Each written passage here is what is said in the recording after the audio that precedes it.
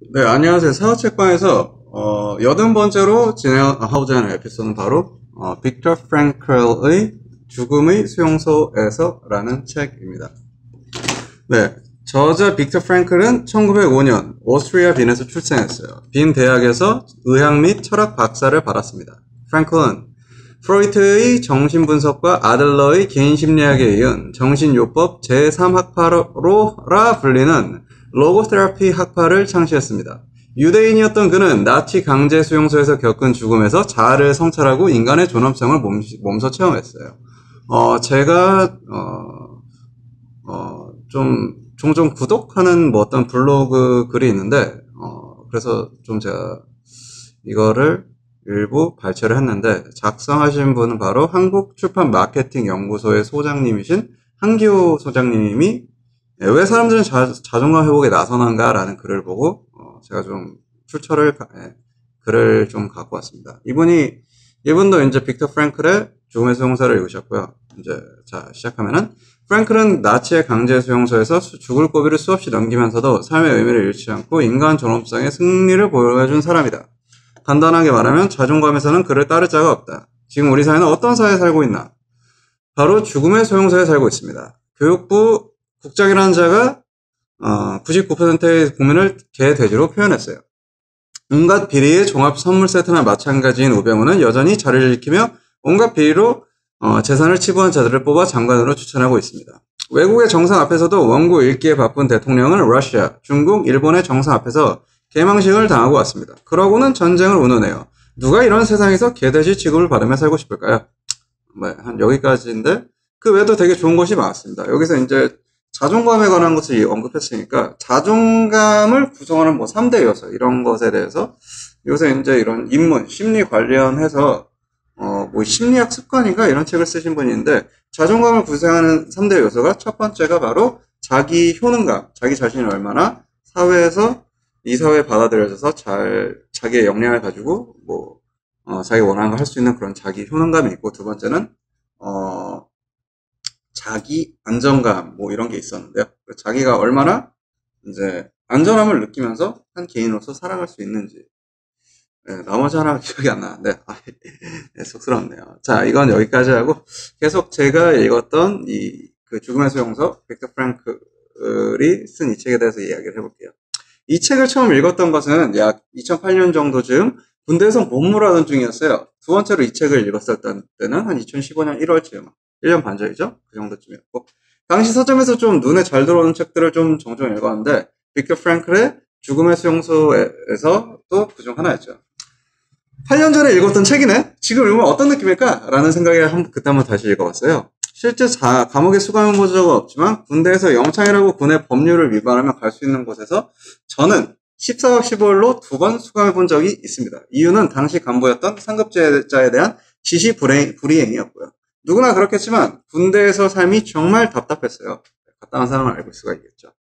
한국의 군대가 아우슈비츠 수용소처럼 피하 지방 마지막 부분만 남길 정도로 저급하게 음식을 주는 거 아니에요. 죽음의 공포가 막대한 것도 아니고 군대에서 읽었을 당시에는 무언가 보이지 않는 터널이 언젠가 뚫리겠지. 네, 군대 있으면 보통 앞이 보이냐? 뭐 이런 식으로 장난을 많이 치거든요. 네, 저도 참 그때 앞이 잘 안 보였는데 이 무언가 보이지 않는 터널이 언젠가 뚫리겠지. 뭐 그런 느낌으로 읽었다고 해야 될까요? 처음 이 책을 읽었을 때는 주인공이 정신과 계열의 대가인지 몰랐습니다. 보통 프로이트와 융의 심리학 이론을 학계에서는 높게 쳐주는 것 같은데 요새는 아들러의 심리학이 불고 있죠. 미움받을 용기의 열풍에 힘입어 말이죠. 저자는 스스로 자신이 창시한 로고테라피 학파를 제3학파라고 명명해야 하네요. 저자 프랭클은 유럽 학생들과 미국 학생들에게 거듭해서 이렇게 타이르곤 했다고 해요. 성공을 목표로 삼지 말아라. 성공을 목표로 삼고 그것을 표적으로 하면 할수록 그것으로부터 더욱더 멀어질 뿐이다. 성공은 행복과 마찬가지로 찾을 수 있는 것이 아니라 찾아오는 것이다 라는 말을 들 수 있겠습니다. 저술가이자 정신과 의사인 저자는 환자들에게 가끔 물었습니다. 아니 왜 자살 안 하십니까? 라고 물어보면 이런저런 대답이 있어요. 환자의 대답 속에서 프랭클 박사는 정신과 치료에 중요하게 적용될 수 있는 어떤 자질들을 발견했다고 언급합니다. 이렇게 조각난 삶에 가느다란 실오라기를 엮어 하나의 확고한 형태를 갖춘 의미와 책임을 만들어내는 것. 이것이 바로 저자가 고안해낸 실존적 분석, 즉 로고테라피의 목표이자 과제라고 합니다. 저자의 말은 심오한 울림을 지니고 있어요. 왜냐하면 책의 이야기는 픽션, 소설이 아니라 자신의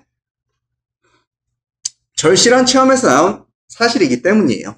저자의 말이 권위가 있다는 사실은 그가 빈 대학교 의학부에 실제 근무했던 교수였고 그의 주도 아래 빈 신경과 외래 환자 병동에서 창안한 로고테라피를 본받아 세계 곳곳에서 로고테라피 클리닉이 속속 생기고 있다는 것만 보아도 알 수 있습니다. 프로이트와 이제 빅터 프랭클을 약간 좀 비교하자면 두 의학자는 신경질환의 특성과 치료에 우선적인 관심을 가지고 있습니다. 프로이트는 고통을 주는 혼란의 원인을 서로 모순되는 무의식적 동기에서 비롯된 불안에서 찾았어요. 반면에 프랭클은 신경질환을 여러 형태로 분류해서 그 중에서 Neurogenic Neurosis와 같은 몇 가지는 그 원인이 환자가 자신의 존재에 대한 의미와 책임을 발견하지 못한 데에 있다고 생각했어요. 프로이트가 성적인 욕구 불만에 초점을 맞추었던 반면 프랭클은 의미를 찾으려는 의지의 좌절에 초점을 맞추고 있어요. 개인적으로는 프로이트의 성적인 욕구 불만에 초점을 맞춘 프로이트의 신경질환 원인을 성적인 욕구 불만에 초점을 맞추는 것보다는 프랭클의 의미를 찾으려는 의지의 좌절에 초점을 맞추는 게 더 바람직한 것 같아 보입니다. 이 책은 산다는 것은 곧 시련을 감내하는 것이며 살아남기 위해서는 그 시련 속에서 어떤 의미를 찾아야 한다는 것을 이야기합니다. 니체 또한 다음과 같이 말했어요. 왜 살아야 하는지를 아는 사람은 그 어떤 상황도 견뎌낼 수 있다고 말이죠.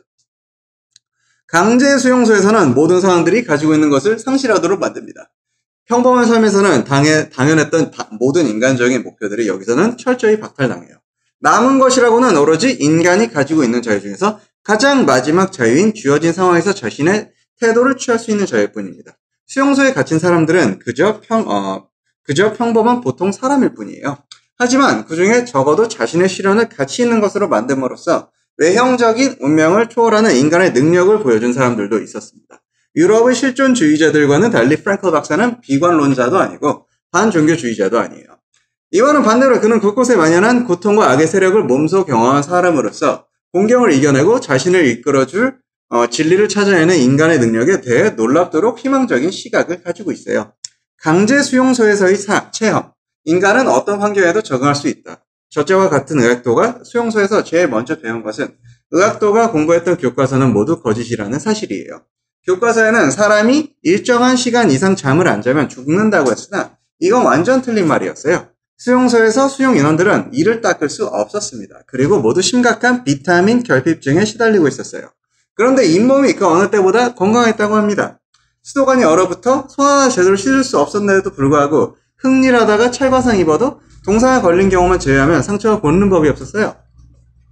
저자는 수용소 생활에 대한 수감자의 심리적 반응을 크게 세 단계로 나눕니다. 첫 번째 단계는 수용소에 들어온 직후, 두 번째 단계는 틀에 박힌 수용소의 일과에 적응했을 무렵, 세 번째 단계는 석방되어 자유를 얻은 후. 첫 번째 단계의 특징적인 징후는 충격이에요.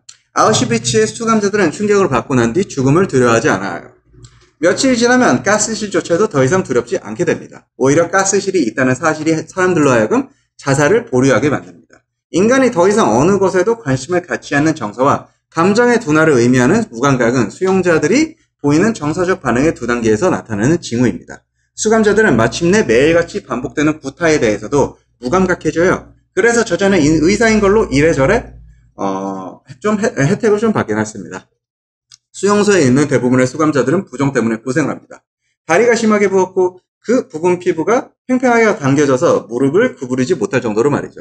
수감자들이 가장 흔하게 꾸는 꿈은 빵, 케이크, 담배, 그리고 따뜻한 물로 하는 목욕이었다고 합니다. 이런 단순한 욕구를 충족시키지 못하는 상황이 꿈속에서나마 소원을 이루도록 만드는 것이에요. 밖에서 정신분석을 배운 적이 있는 수감자들은 수용소에 있는 사람들이 보이는 퇴행 현상에 대해 이것은 정신세계가 원시적인 수준으로 퇴보하는 것을 말하는 것입니다. 수용소에는 대체로 문화적 동면 현상이라는 것이 있어요. 두 가지 예외가 정치와 종교, 수용소 안에서 때때로 과학적인 문제에 대한 토론이 벌어지기도 합니다. 강제 수용소 안에서 예술이 있기도 하다고 무엇을 예술이나 불운에 따라 다르겠지만 말이죠. 수용소에서는 즉석에서 캐바레 비슷한 것이 만들어질 때가 종종 있어요. 막산을 깨끗이 치우고 프로그램을 짜서 수용소 안에서 처지가 좋은 사람들이 모여서 노래를 부르고 시 낭송을 하며 수감자들은 처해 있는 현실을 잠시나마 잊어보려고 합니다. 번호로만 취급되는 사람들, 수용소에서 사람의 죽음이 얼마나 가치 없는 것으로 여겨지는지는 이것을 경험해보지 못한 사람은 상상도 못한다고 저자는 언급합니다.